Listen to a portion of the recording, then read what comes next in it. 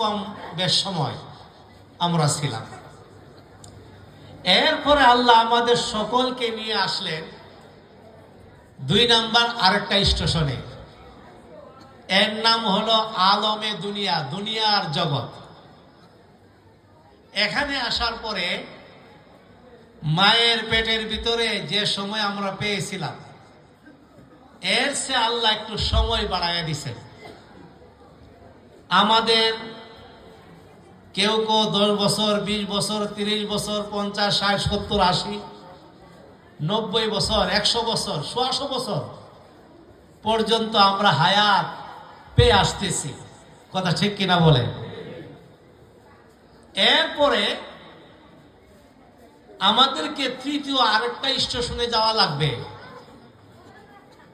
ওটার নাম হলো আলমে বরজখ, বরজখ জগৎ, কবরের জগৎ। ওই জগতের সময়সীমা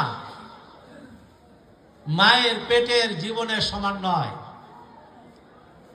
দুনিয়ার 60, 70, 100, 100 বছরের সময় নয়। ওইটার মেয়াদ হলো কমপক্ষে 1000 বছর।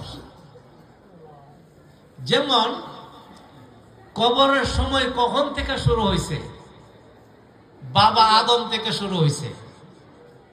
আদম আলাইহিস সালাতু সালাম দুনিয়াতে আসছিলেন, দুনিয়া থেকে চলে গেছেন। কোথায় চলে গেছেন? কবরের জগতে। ওইখানে থেকে জান্নাতি নিয়ামত ভোগ করতেছেন। বাবা আদম থেকে নিয়ে আমাদের নবীজি পর্যন্ত প্রায় 1 লক্ষ বা 2 লক্ষ মতান্তরে 24,000 পয়গাম্বর দুনিয়াতে আসছেন, চলে গেছেন। এমন এমন নবী দুনিয়াতে এসে গেছেন যিনি তার উম্মতকে দাওয়াত দিছে প্রায় 950 বছর। তাহলে নবীর বয়স কি এর চেয়ে কম না বেশি?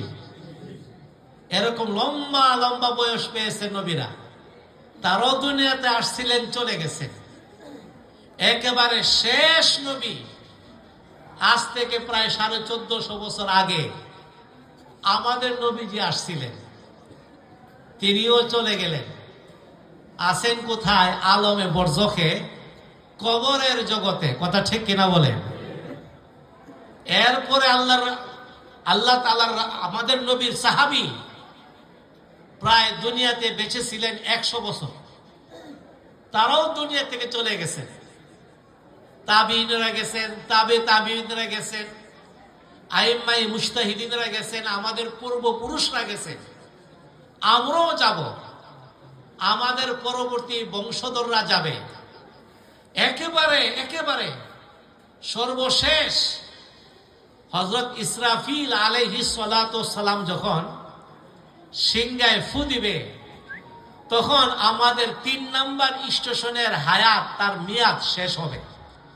ওইখান থেকে সবাই দাঁড়াবে, সবাই উঠবে 4 নাম্বার স্টেশনের জন্য। ওই 4 নাম্বার স্টেশনের নাম হলো আলমে ময়দানে মাহশার, হাসরের জীবন।